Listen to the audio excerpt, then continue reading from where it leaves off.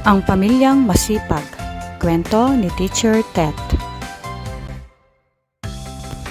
Si Ben ay isang batang masayahin at nakatira siya kasama ang kanyang pamilya sa isang maayos na bahay.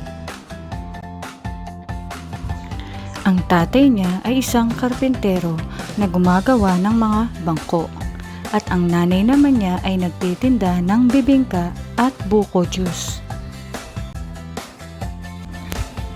Napansin ni Ben na abalang-abala ang kanyang mga magulang sa pagtatrabaho.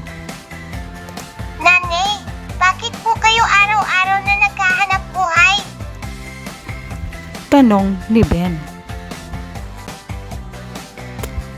Ngumiti ang kanyang nanay at sinabing, Anak, naghahanap buhay kami upang matugunan ang mga pangangailangan ng ating pamilya tulad ng pagkain, damit at tirahan.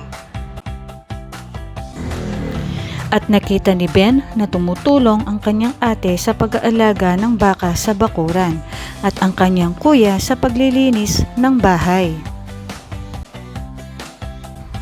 Mula noon, nililigpit ni Ben ang kanyang mga bola at laruan dahil mahalaga ang pagtutulungan ng bawat miyembro ng pamilya. Tandaan mga bata, ang bawat miyembro ng pamilya ay mahalagang papel sa pagtugon sa pangangailangan ng pamilya. Dapat nating pahalagahan ang kanilang pagsisikap at tumulong sa abot ng ating makakaya. At dito nagtatapos ang ating kwento.